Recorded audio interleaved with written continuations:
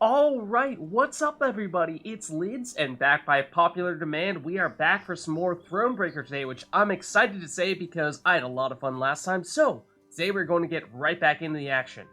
That being said, I think we might have perhaps missed just a small thing back in the previous area where we went through, because you guys were saying that perhaps the random NPCs that we chat with, we actually have the opportunity to talk to multiple times. Let's just double check here. People of this sort here, and you guys were saying that if we talk to them repeatedly, we might be able to get additional rewards from it. So let's see.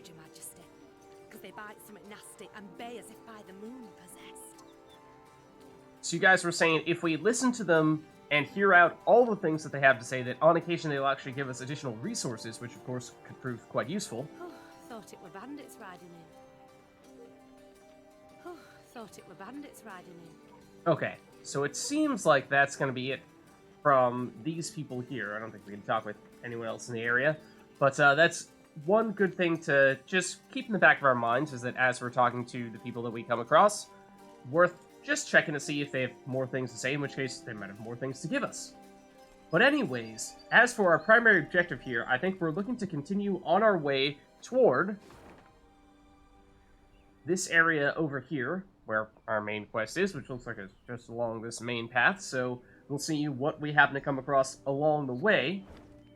Another thing that I see is that we do have a little exclamation points where we have our pitch camp button, and our workshop has a little exclamation point, so maybe we just take a second here and make sure we're not missing anything big, because our mess tent, we could perhaps upgrade here. Let's see, place where you can share stories with your comrades.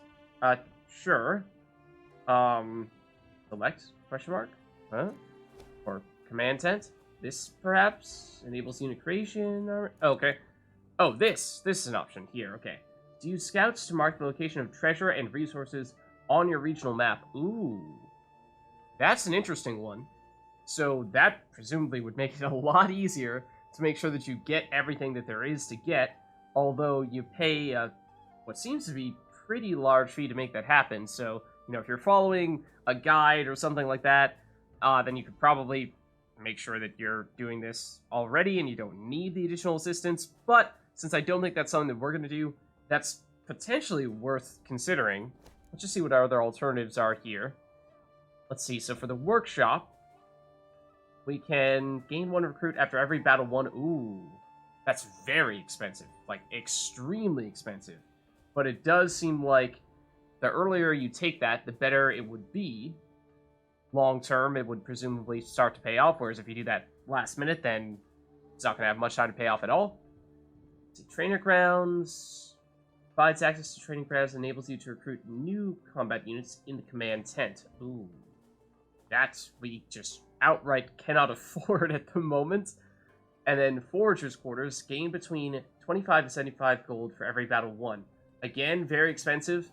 But these seem like all things that you probably want to get as soon as you can afford them, with perhaps leaving yourself a little bit of a margin for error, so that, you know, if you come across various encounters that require that you spend certain resources, you actually have the resources to do that. Then let's see, for the workshop, Workshop 2 enables you to create new support units in the command tent. And we can actually see which ones we get, which is nice. You know, we're not just blindly upgrading it, hoping that we happen to get something that we like to use. So that's also interesting. That's, I mean, also actually more expensive than we can afford. So these are perhaps all things that we'll want to do soon, but I'm a little bit reluctant to do it just yet, because it feels like, you know, perhaps spending every last bit of our resources right now is not the best of ideas when we're still just learning when and where we might need them. And I just could imagine a situation in which we really want them, and we won't have them if we spend them all right now, and then that's going to be tough. So let's carry on here, and we do have a new NPC to talk to, it looks like. To be robbed along the high road, and in broad daylight, no less. I mean, we're, like, the queen of this area, so I hope we're not about to rob you. For mandatory merchant routes and stacking rice, why, I'd have gone round, through Sodden. Okay. They told me. Lyria's a wild land, lawless, chaotic, a damn disgrace. Were it not for mandatory merchant routes and stacking rice, why, I'd have gone round, through Sodden. Okay, so yes, we have now, I believe, started to hear some repeated dialogue from this guy. Doesn't seem like anything particularly notable for us there. And bear in mind, we do need to be mindful of potential things for us to loot, like, say, what is this? Your army's morale can change. Neutral morale has no impact on your cards, whereas low morale lowers each unit's strength by 1 point, and high morale increases it by 1 point. The army's current level of morale is displayed by an icon in the upper left corner of the screen. Okay, it's this one up here. I assume we're neutral right now? Changes in morale depend on your choices throughout the game. To increase it, make an offering at a wayside shrine. But remember, after victorious battles, morale returns to neutral, so you must always keep an eye on it. Ooh, interesting.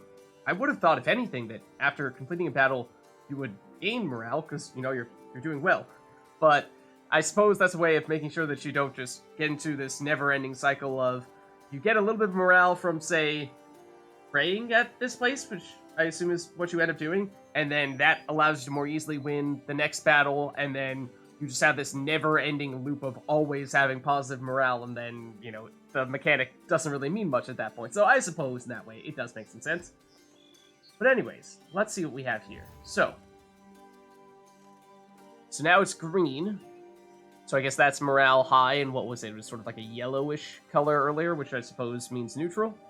But I didn't actually see if we paid anything to do that. I don't think we did. I mean, I was assuming when it said, I used the word pay, I thought, so I was expecting for it to cost us some monies, but I'm pretty sure we did not actually have to spend any. That looks like a battle, for sure.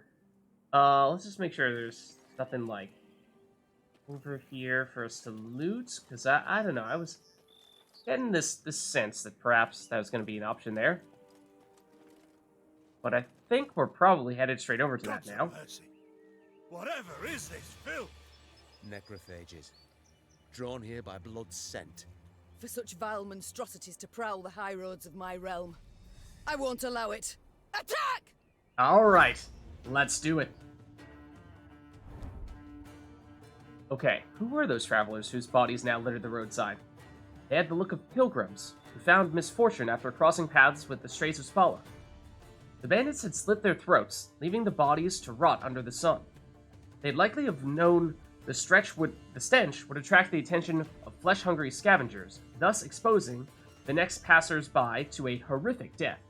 Clearly, this realization hadn't bothered them in the slightest. Okay, so unique cards will appear in this battle.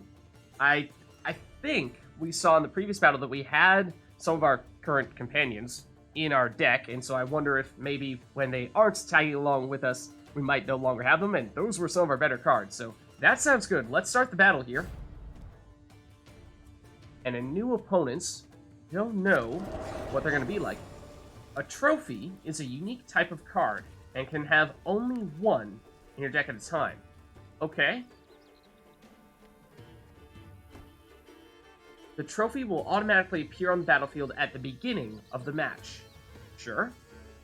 Fog in broad daylight, I assume this is it? with the heat positively sweltering. Have we to do with some manner of sorcery? We shouldn't exclude the possibility, my lord. And great caution we must exercise. Okay. Your rows are now covered in fog, which is just one of several row effects you will encounter. That is also a row effect in the multiplayer Gwent, so I wonder what exactly that effect will be here. Will it be any different? Row effects affect all cards on a given row, and can have either positive or negative consequences. Later on, you will also gain access to cards that allow you to add similar row effects. Okay? So usually... Oh, hold on. Some spectre? A strigger? I can't be sure, your grace. It's the first I've seen of any such thing. Alright. So it's a foglet. Sorry, guys. Spoil it for you. It appears to be a foglet. Death Wish. Summon a copy of this unit from your deck. So if we look more closely at that, Death Wish means if this card gets destroyed, then that will trigger. So that means if this unit gets destroyed, they'll summon a different one from their deck onto the playing field. So that means that we kind of don't want to actually destroy this card. We can damage it, but we don't actually want to destroy it altogether.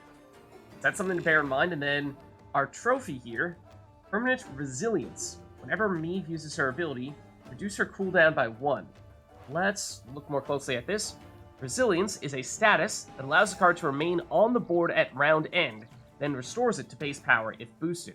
So this is, again, something that does also appear in multiplayer Gwent. It is, at least in multiplayer Gwent, a very strong status because, like it says, it means that some cards can stick around from one round to the next when normally they would go into your graveyard after the end of the round.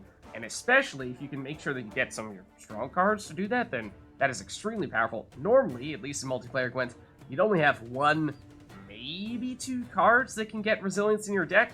So for us to have a source of resilience here, sounds good. Or actually, the banner itself has resilience. It's not giving it to units. So this is going to stick around, this card itself, which means that we're always going to have this ability that powers up Meve's ability. So her cooldown is always going to take a little less time to trigger. So that's great. Let's see here. So again, we don't really want to destroy this Foglet. We're okay with dealing damage to it. But, we also don't necessarily know what else to expect from these guys, because, I mean, this is not the enemy we were going against before, so they probably have entirely different cards. So, I think, why don't we start off with our Lyrian Scytheman here, and we can use our leader ability with Meve to boost this up quite a bit, and then I don't think we've seen Fortitude Tonic yet, or at least we haven't used it yet. Boosting unit by 10 sounds fine, and then we'll probably want to finish with the Lyrian Arbalist, because this benefits from having more cards out there. So let's try to load up on this range row here, because the Lyrian Arbalist wants to have everything in the same row. It does only have 2 range, which means that, in theory, we're only going to be able to damage something if they play a card in their melee row. But let's just hope that they end up doing that. So let's start off with you. This harvest will be reaping black-clad heads. And then, let's give you a nice big boost. Alright. So that'll be our turn. So what do they have? Carrion eaters. I know them. Appeared on my estate last spring, enticed by the corpses of those of my sheep that fell. Harmless at first, until, that is, they fill their guts. Seemed to become quite powerful then. Okay. Oh, and we didn't even look at the Impenetrable Fog, but here it is. So, every turn on turn start, damage the highest unit on this row by 2. So that's why we just saw our Lyrian Scytheman took a little bit of damage there. Did have 1 armor, so that mitigated some of the damage, but did still get knocked down from a 15 to a 14. We're also seeing use Fortitude Tonic to boost the strength of one of your units. I mean, we can do that, yes. That is a thing. However, I was also just looking at Lyrian Arbalist here, because if we were to play it now, in our range row here, we would have 3 units in that row, and that means we would deal 3 damage, which means we could destroy this ghoul, which does look awfully tempting, because this is the card they just played. It's in the melee row, so it would be within range. Consume a unit in your graveyard and boost self by its power. So consume means they like eat the card. Basically means you're absorbing the strength of another card. And normally you would say, well, why is that important? On net, you know, you're basically just redistributing the power from one card to another card. That doesn't actually give you any additional points. That shouldn't matter. Yes, that is true to an extent. However, as we see here with the Foglet, like we were just saying, there are some cards with this Death Wish ability, or any number of different ways in which Death Wish could trigger, in which, or well, I should say, any number of different effects that can trigger when you destroy this card. And so that means that if you say, consume this Foglet, then you would summon another one from your deck to this row, and so you may be redistributing the power from the Foglets into the Ghoul, and that might not be that big of a deal, but getting rid of the Foglet is. So, that is perhaps reason... Oh, well, I'll tell you what, normally I would say, why not just destroy this card, because, you know, that is usually a good thing to do if it is not a unit that has Death Wish. However, this effect, this consume a unit, is on deploy, which means that it would have already triggered. The only time you can trigger it is when you play the card. They've already played the card. So it's no longer a factor when compared to something like an order ability, which I don't think we have in any of our cards right now, which is something that you trigger at your own discretion once you've already played a card. If that were the case, then this school would still be dangerous because they could still use that ability. But since it doesn't have an order ability, it's just deploy, it was basically just they tried to do it and nothing happened because they didn't have any units to consume in their graveyard, so it was a non-factor. So in that case, yes, we will listen to the game here. We will use Fortitude Tonic. For a second, it looked like it was misleading us a little bit, actually telling us to take a suboptimal play. Let's see what this last card they have is. Fearsome they look, true. But they bleed just as we do. Onward! Slay the filth! Okay, so it's just another Foglet. And again, that means we don't really want to destroy these. But we can play our Lyrian Arbalist here. And at the very least, at this stage, I mean, we can destroy the Ghoul. I mean, we technically already have a very sizable lead. So in fact, what we should do here, we should actually, I mean, if it's going to let us, it's not going to let us pass early because we already have more points than our opponent, and they've already played all their cards, so we know they're not going to get any more points. So we would normally pass here and say, all right, we'll just hold on to an extra card for round 2 or round 3, and that'll give us a nice advantage. But I think we're technically still in the tutorial here, so the game is still restricting some of the things we can and cannot do. So that's enough to take out that card, and we could actually deliberately save our leader ability for that same reason. We don't need it here, so why put it on cooldown? So fortunate we routed the beast before they had a chance to gorge. Okay, so let's see. Now we've got a bunch of Arbalists, another one of the Scythemen. Trophy will stay on the battlefield between rounds because it has the Resilience ability. So yes, we were talking about this before.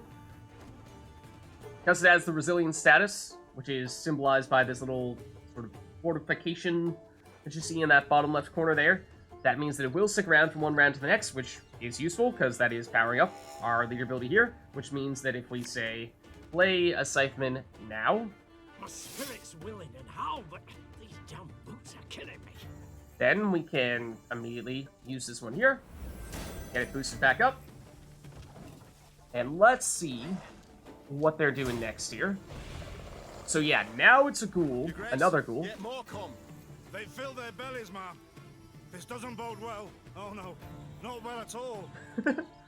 So yeah, now they do have all the cards they played in round 1 in their graveyard, so they can consume them with the ghoul, and that's what we were talking about in round 1, how that would have been a factor if they already had anything in their graveyard. They didn't at the time, but now they do.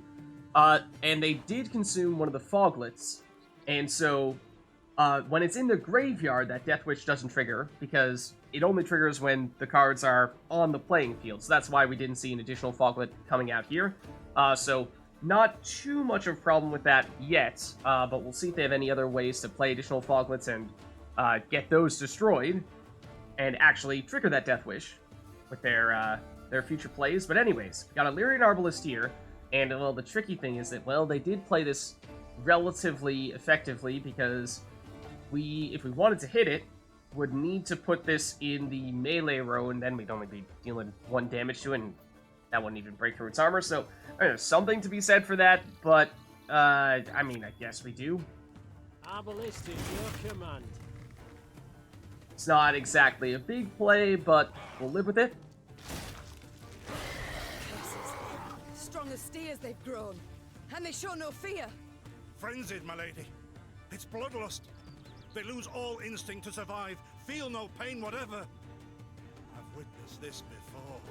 Your Majesty, we must give ground. Fall back. We can't win. Must minimize our losses. You sure about that? Oh, yes. Perhaps you are correct.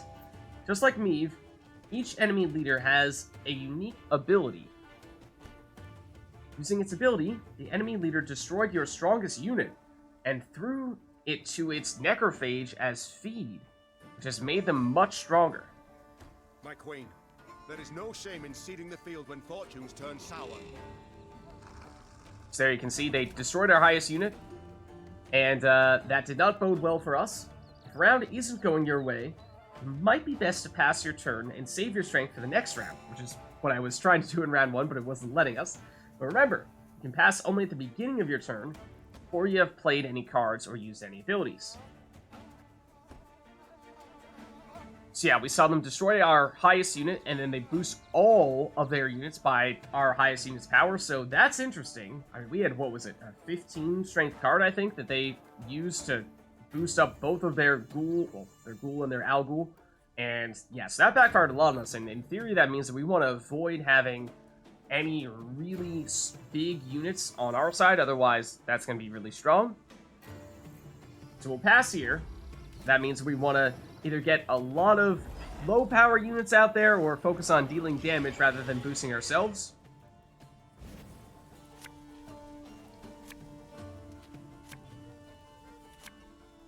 Alright, we got our new Wagenburg card that we just created. Remember, losing just one round does not mean defeat. When battling, you must gain 2 victory points. Right, so it's best 2 out of 3. So just because we lost round 2 doesn't mean it's over. Basically means since we won round 1, they won round 2, it's more or less sudden death in round 3 here. Victory must be ours now. We shall not retreat. Arms at the ready. Attack! Look there! Yet another abomination. That's stench. My salts. Where are my salts? Alright, to successfully command your army, you should understand the synergies that exist between our cards, and also their cards, ideally. Get things started, play Wagenburg on the melee row. The ability of this card becomes more powerful with each additional unit that is played on the same row after it. Right, so this is a card that we just recently created. It's an order, which means that we get to choose when we activate its ability, and when we do that, we damage all units on an enemy row by this unit's armor amount, then we lose that armor. And whenever we play a card in that row, it gains 1 armor. So basically, we play this early, then we try to play a bunch of different cards in the same row to build up that armor, and then once we've done that, we activate this order ability to deal a bunch of damage to all of our opponent's units in a given row, and we hope our opponent plays a bunch of units in the same row. And the card that they played here is new to us. It's the Rot Fiend. Whenever another unit is destroyed, damage a random enemy by 1. That's not even their own units, that's just any unit at all. So again, this synergizes well with their whole consume theme, where they eat their own units, and we saw previously they could summon additional units from their deck when they do that, or in this case, that would mean they can deal some damage to us in the process. But anyways, let's start by playing the Wagenburg. Cards that have the order ability can be activated manually at any time you choose during your turn, but only after enough time has passed since placing it on the battlefield. The icon at the bottom of the card will indicate when the ability is available to use. So you'll see these little Z's here as if this card is still sleeping, still waking up. So usually what happens is any order ability, it takes 1 turn before you get the chance to use it. So that's the case here. Not that we would want to use it now because, well, it doesn't have any armor, so it can't deal any damage yet.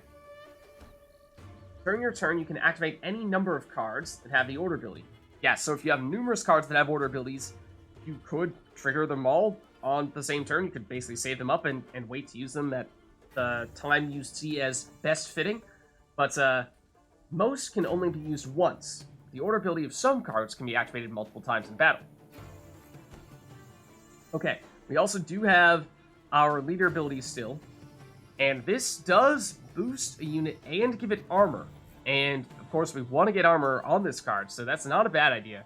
And I think, speaking of orders and how most of them can only be used once, by the looks of things, our opponent's leader ability can only be used once, and they've already done that.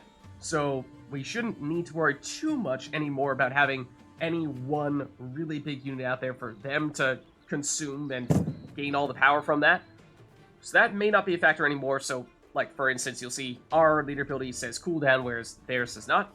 So I think for that reason, don't need to be as concerned about, say, loading up on the power on you, although the game may not want us to do that here by the looks of things. Normally, I would have gone that route, but I'm not sure it's letting us. Okay, so again, they consumed a unit from their graveyard. Play an Arbalist on the melee row in order to take advantage of Wagenburg's ability, which adds 1 armor to the point to the unit. That we can definitely do. I just want to take a look at Renard Otto here, because I don't think we've gotten the chance to play him yet. Deploy, give 1 charge to all units with depleted order. Oh. So, presumably, that means that if we use this order ability on the Wagenburg, and then we play Reynard Auto after that, we can then use this order ability again, which is, of course, quite strong. So let's do as the game is suggesting. I'm a monster.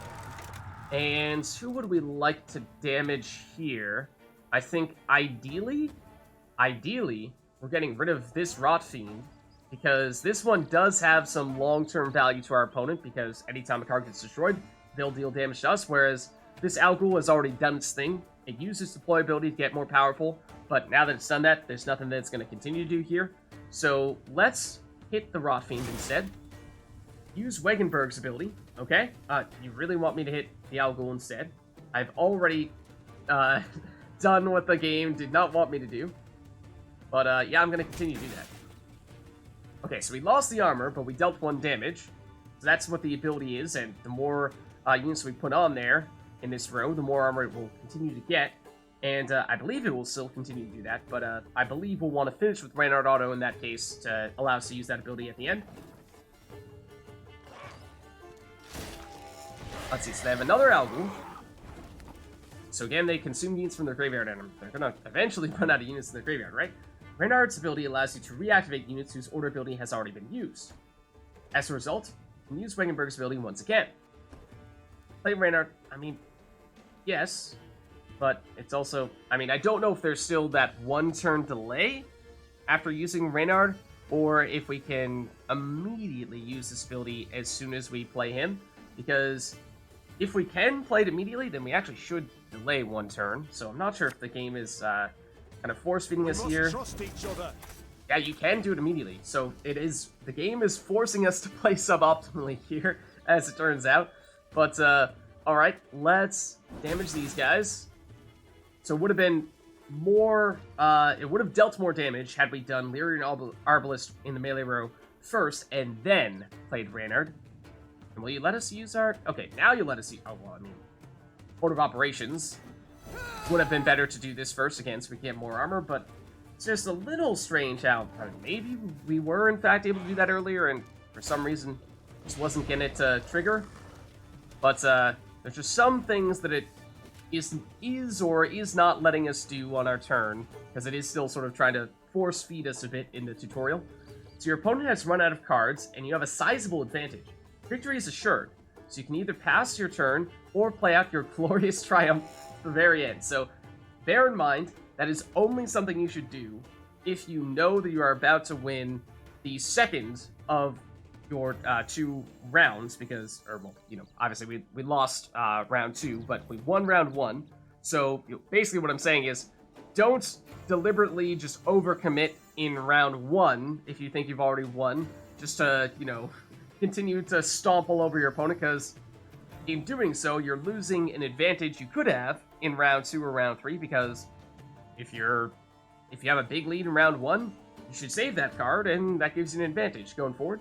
But anyways, so yeah, you know, we'll go with the bad manners here. And so what I want to see is in multiplayer Gwents, if you were to destroy this Rot Fiend, that would usually mean that this ability would not trigger. It would basically trigger for destroying any other unit besides the Rot Fiend itself, and that's why I was trying to target this one specifically. But I'm not sure if that's still going to be the case in Thronebreaker, so let's see. Did it damage Wagenburg? No, I think Wagenburg gained armor when we played Lyria and Arbalest. So, no, I think we confirmed our theory. The beasts hadn't a chance against us. Victory is ours. And so we proved victorious. Alright, so now we can loot from our enemies here and get a little bit more resources. Which, as we were seeing, there are definitely some things that we could try to purchase soon, which are quite expensive, so it would be nice to get a fair bit more. Ooh, look at this, it's a letter. My beloved, please write as soon as you reach the temple. I know only 2 weeks have passed, but my heart weighs heavy with thoughts of you. Our home feels empty without you. I hope our offering, though modest, will please the Mother Goddess.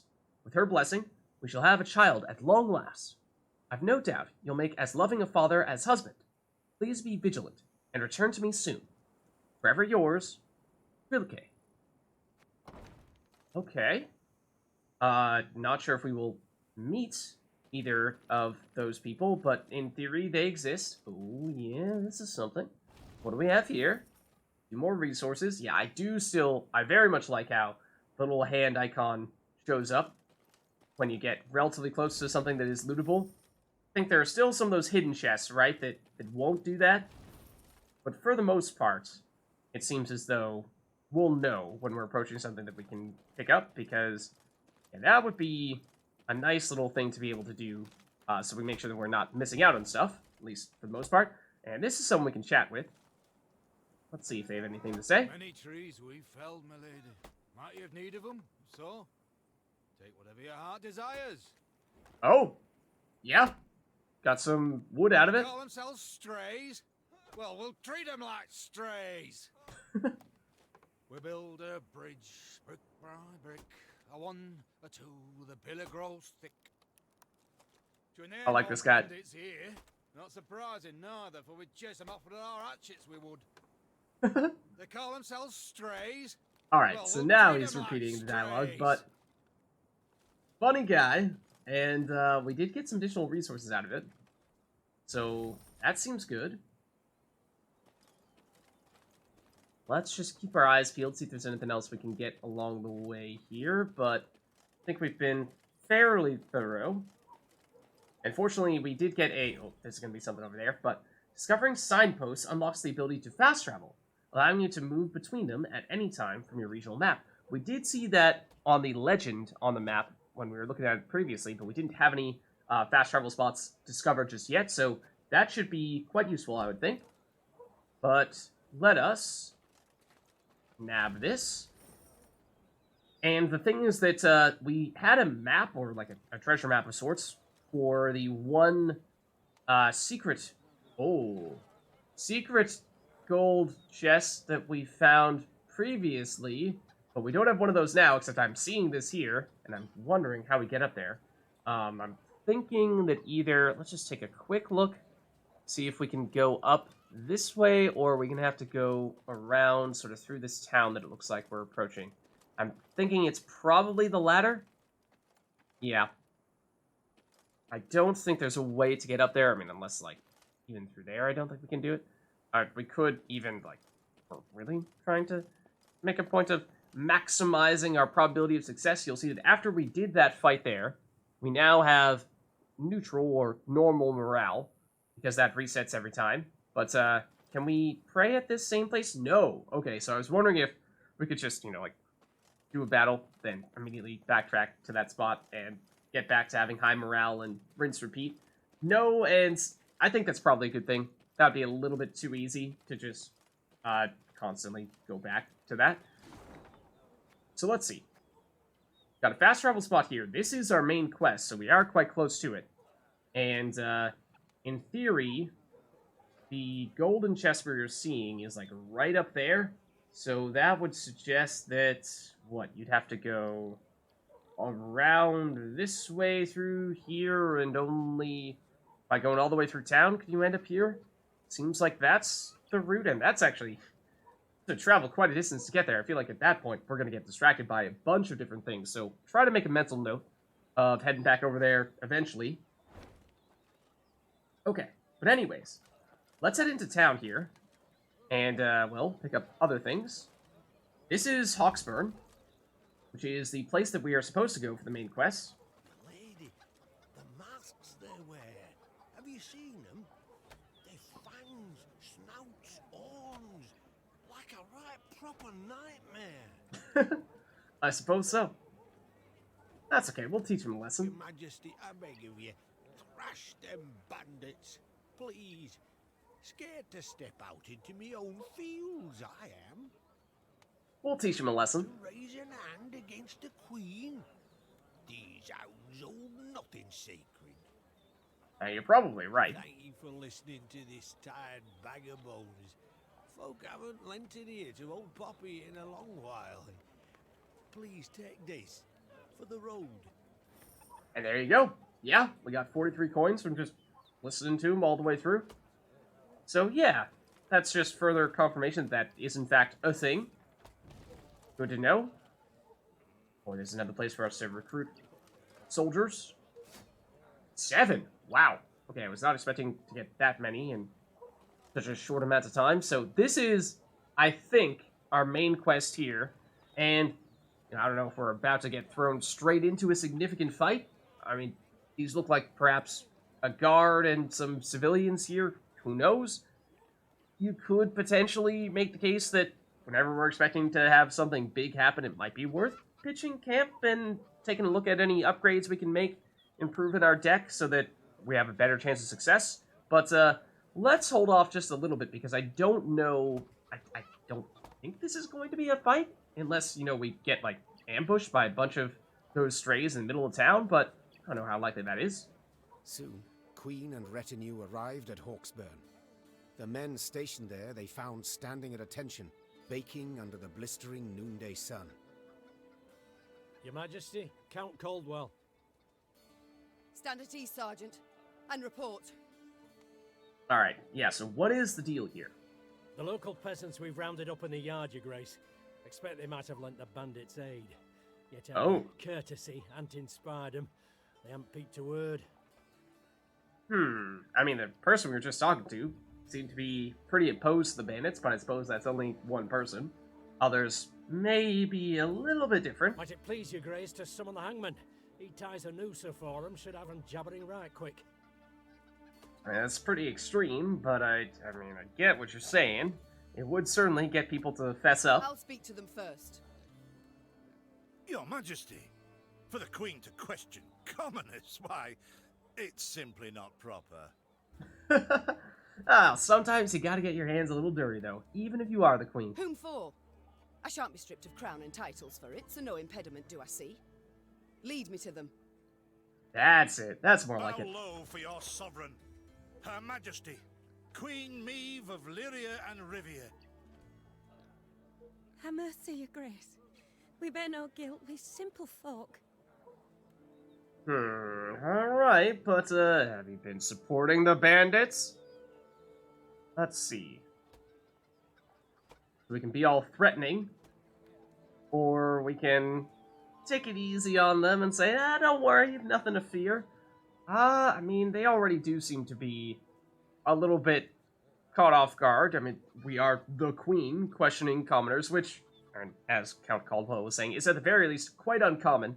So I think let's sort of calm things down a little Calm bit your first. hearts, good folk. Though your queen I may be, you are subjects, not slaves.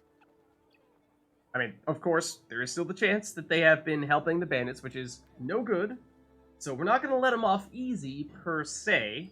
We're just going to try to soften them up a little bit first and make them think that they have nothing to fear. And then, just as soon as they do, they'll fess up, and then we've got them. Meve extended a hand, the royal ring gleaming upon it. Unfamiliar with protocol, a pleb gripped it firmly and gave it a shake as hearty as a good scrub in the tub. Think you were supposed to kiss it? My, we shall be Kiss the addressing ring, that one is? another by name afore long. This is an outrage! Guards! Grab him! They didn't know any better. I've all in hand, Caldwell. Forgive me, Your Grace. I'm not accustomed, no how. Nonsense. You've a firm grip, a spry handshake, and a bold spirit I can respect. What do they call you, man? Helmer, son of Florence. Okay. Delighted, Helmer. Now understand me, man. I am in dire straits and in need of your aid. So please, So we need answer money my for queries nothing? in full and forthrightly. The bandits. Whom do they follow? Him, milady. We seen him. No name, just an odd title. The Duke of Dogs, they call him. It's quite a title. Something tells me that is, self-appointed. Probably not an actual duke, but it does have a bit of a ring to it. My, a blue-blood thoroughbred mutt. Where are he and his hounds bound? Did he say? That recall, Imogen? What do you name? A Gleaton or something? Are they playing hide and seek? Clayton. Lord Clayton. His estate lies to the south. Sound the horns. Have the men form up. We march at once. Milady, I'll be no higher for the Duke. He's a good man. Gave us proper brass for the welcome we gave him. Oh, hold on. Hold on. The welcome you gave him? Do tell more. Shut it, louts. The Queen's had her say.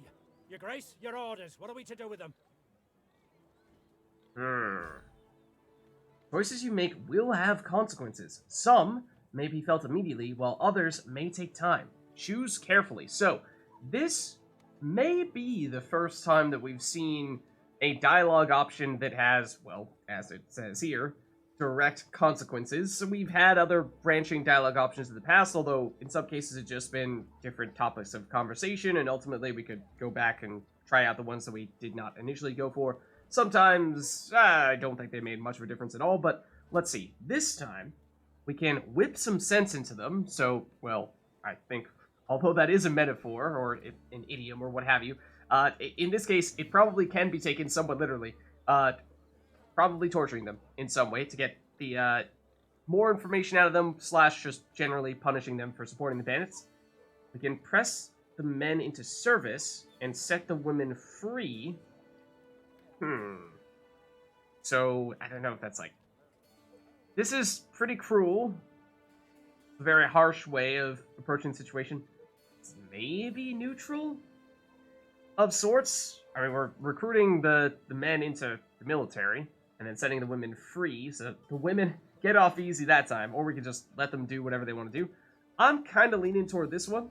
I mean, I would think this might do something like increase our recruit counts, and, I don't know in terms of our relations with the city / village, if they will be supportive of us for having done this, or if they're going to be mad at us for having taken all their men into the army. But I think we give this a shot. The Duke of Dogs fed you, so you've strength enough to carry arms. And as he gave you coin, you've no need of pay from the realm's coffers. Ooh. Alright, I mean, yeah, I suppose Sergeant, so. all men of 15 summers or more will join our ranks at once. They'll serve 5 years. No, milady. No, 'tis mere weeks to harvest. Who'll tend to fields? Well, I mean, we were saying we would free the women, so, I mean, presumably you might still be able to do Meve that? set off toward Lord I don't know. Clayton's estate at a gallop, her mount knocking the peasants aside as it kicked up a cloud of dust. The folk of Hawksburn spoke of the royal visit long after, albeit ever behind closed doors and in hushed tones. Yeah, they don't like us. Yeah, as it turns out, they were not a big fan of us taking all of the men into the military just before they were going to harvest. I mean, yeah, they probably have, you know, a bunch of other things that they have to do to just generally keep the town running. But, I mean, you gotta be able to find a way to at least harvest some things. I mean, yes, we did probably take the vast majority of your farmers, at least your primary farmers, true, but you'll make it work, don't worry. Okay, so did we get any... I don't think we got any recruits. I was kind of thinking, you know, what with us recruiting people into the army, that we would have gotten some recruits, but maybe, as the dialogue was saying there, or at least as the sort of tutorial was saying there, sometimes you feel the immediate consequences, sometimes it takes a little bit of time, so it may be that perhaps a little bit later on we'll hear an update on that topic. Let's see, well, there's a place where perhaps they would have done the torturing and what have you. But let's grab some wood here. And anything else in this area? I mean, again, there's the golden chest, but what do we have here? A notice board? Notice boards are a great source of information about what's happening in the area. Clicking on them will cause markers to appear on your regional map, showing you where to find places of interest. Oh, okay. That sounds helpful. Let's check it out. So, let's see, we can find additional loot. Oh, okay. It does tell us even that. It does not, at least doesn't seem, tell us about that golden chest that we see. I don't know if that's technically in a different area, like maybe there's a notice board here or over here even. It might show up in that set, but we know there's more loot there. And we also know there's a puzzle over here. In fact, a couple of puzzles. Don't think we've seen one of those yet, and a point of interest. Okay, so we definitely have more stuff coming up soon here. So let's see. I mean, I imagine... What is this, Reynard? Oh? Bandits attacking royal tax collectors in broad daylight. They shall pay Apparently. dearly, your grace. They shall indeed. And not only they. Rot has crept into Lyria, Reynard. My kingdom has been poorly kept. Yikes. Yeah. I don't know if that's criticism of yourself or your son, but it does appear as though there are certainly additional pieces of loot for us to pick up here. I mean, relatively minor ones at that, 14 wood here and there, but that was not showing up on our map, I don't think, for those points of interest that we got from the notice board. In fact, I think it was almost here or so that was showing up, or maybe even further in this corner. So let's see what this guy has to say to us, because he has a question mark above his head. Your Grace, 2 of your subjects humbly request aid, Yarplek and Wilmer. They called themselves. Seems a wagon's axle snapped, and they need to hurry to the market. What are your orders? Can summon the camp overseers, have them see what can be done. So basically, lose some wood, presumably to help repair their wagon, and then gain some coins. Maybe, we're getting a little bit of the profits from them being able to actually go to town. Or we can just give them money, and that looks like the morale in our top left corner there, and it's green, so I assume that means basically we pay them a bit, and that makes everyone all happy, or we can ride on and ignore them. No time to deal with this, and in that case, we save our resources, but no benefits at all.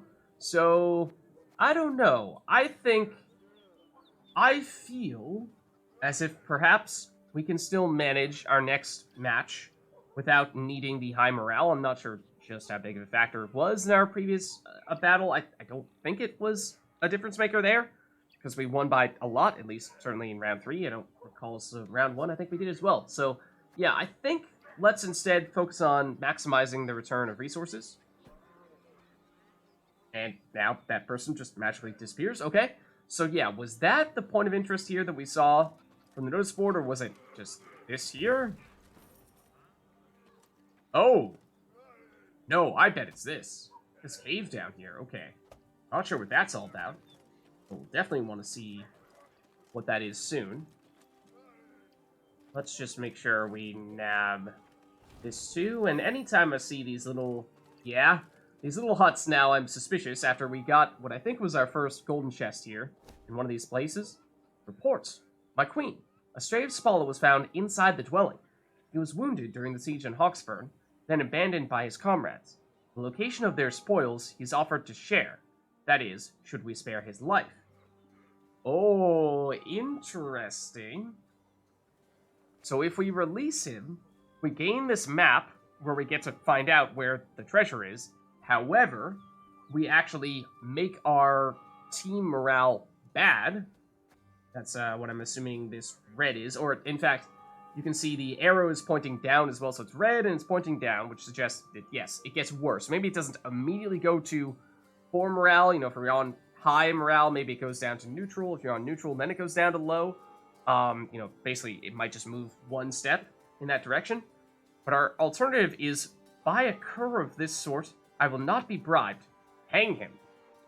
So we can hang the traitor, the bandit, and that would give us high morale. So this is a question of, again, just how much do I want to push that theory that, well, maybe we don't need to worry about our morale just yet. I mean, long term, I'm assuming it will be a factor. Yes, no doubt.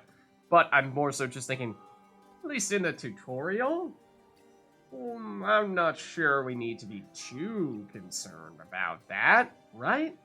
So, I mean, then again, in theory, I think we can still find the treasure, even without the map. It just means we'll have to be more thorough checking things by ourselves, but let's try this. Let's try it. Okay, so now, yes, our morale goes down. It is now low, so it's at the bottom of a waterfall where there's a bridge. Okay, so not sure if we would have necessarily chosen to go there had we not known that, but Have we seen any waterfalls / bridges? I'm not sure that we have. But we'll certainly keep an eye out for something like that. I mean, we can take a look at our map here. But I don't think we've crossed any major bodies of water other than, like... Well, that's just a river and a bridge. Looking for a waterfall. I suppose. Oh, it's gotta be this, right? Gotta be that? Okay. So that's good to know. And yeah, here's the point of interest we saw previously, and then we've got loot and puzzle. Yeah. So, I mean, it does seem like some of these minor loot pieces we can, in fact, find on our map. Like, do we need to get closer to actually... Can we go in this little area? Or is this all fenced off? Maybe if we go around. But we got this puzzle here. So what is this all about? What is it? Look out! Rock slide! Run! Okay. In a flash, Reynard leapt for Meve, wresting the queen from her saddle. Had he arrived a moment later, Meve would have met her fate under a massive boulder. Alas, she was not yet free from danger. The entire escarpment had begun to collapse onto the road, along with the temple wall that stood atop it. The screams of crushed and dying soldiers cast a somber shadow upon the queen. Yet she needed to collect her wits and act quickly to establish control over her unit. Alright, so we need to destroy all boulders. It's a puzzle. Complete the puzzle by following the special rules. Okay, so it might be an alternate rule set here. Let's see what that's all about. Follow the main objectives to win the puzzle or battle. There are, special rules it would seem. Shorten battle. This battle will only last one round. Okay, definitely good to know. And again, a custom deck, so we'll have unique cards. Let's try this out. I'm intrigued. Okay, so this battle will only last one round, gotcha. Some battles are subject to special rule sets, where strength alone is not enough to win. To be victorious, you must complete specific goals. On the exploration map, such battles are marked with a puzzle icon, okay? And the special rule here is that we need to destroy all boulders, so I assume that means destroying the boulders, yes, and we actually don't care much about winning from a point standpoint, or perhaps there's just, by destroying the boulders, by definition, we will win. Let's see. In this particular puzzle battle, your goal is to destroy all the boulders before they reach Meve's row. Oh, are they going to move one row closer every time? The bluff crumbles! Fall back! Save yourselves! Save The yourself! wagon. We can use it as cover. Forward. We must move it forward. Okay. Yeah, so play Wagenberg. This makes sense. Both from, I don't know if the boulders will hit the wagon instead of us, and perhaps get rid of one of the boulders in the process. That sounds good, but this is also potentially one of our best sources of damage, so I would think that, for that reason as well, would be useful too. What now? Apparently we end our turn, according to what the tutorial is telling us, although we see... Okay, this is just our log of all the cards that we and our opponents have played. Don't know if we've looked at this yet, but that's basically just a history of the match. You're far Okay. fewer than I presumed. Summon your comrades, damn it! Chop chop! Before I reach for my whip. So, it looks like one of the boulders... Oh, so let's see. Yeah, when timer expires, move one row toward the opponent, then set timer to 1. Okay, so yeah, this one immediately moved, and on its next turn, this one will hit us, presumably. I don't know if it just hits the Wagenberg or what. This one will move to this row, and this one is the one that's in last. It's being all slow. But let's see. So, we also have Meve Longsword. There's a boulder on this row. Meve loses the battle. Okay. So yeah, we need to make sure that none of the boulders make it to Meve. And so, of course, this boulder is the most threatening because it's the one that's the closest to us right now. Except, the Wagenberg, at least, deals more damage when... or can hit numerous cards in the same row, and so technically we are dealing more damage if we hit both these boulders together. So that's going to be part of the puzzle. The other part is going to be Lyria and Arbalists. Let's see, play an Arbalist in the melee row, it says, then attack the boulder closest to me. Yeah, so this is most urgent, getting rid of this boulder. That'll give the Wagenberg some armor as well. So I want to see what happens when this boulder moves forward. Because it says when the timer expires, move toward the opponent. So does it deal damage? Does it deal 3 damage? Because that's how much power it has right now. Actually, it doesn't damage at all. Play another Arbalest on the melee row, then attack the boulder closest to me. Note that Arbalists deal damage equal to the number of units on their row. So yeah, that actually means that this boulder has made us stronger here. So if we play this Arbalest over here, that means we will definitely have enough damage to destroy this boulder. So that's good. But now this one is going to, of course, get closer. As will this one. So play another Arbalest on the melee row, then attack the boulder closest to me. This time, the Arbalest will do enough damage to destroy the boulder on its own. Yeah, because we have, what, 1, 2, 3, 4, and the Arbalest will be 5. With 5 units here, we deal 5 damage, so that works quite well.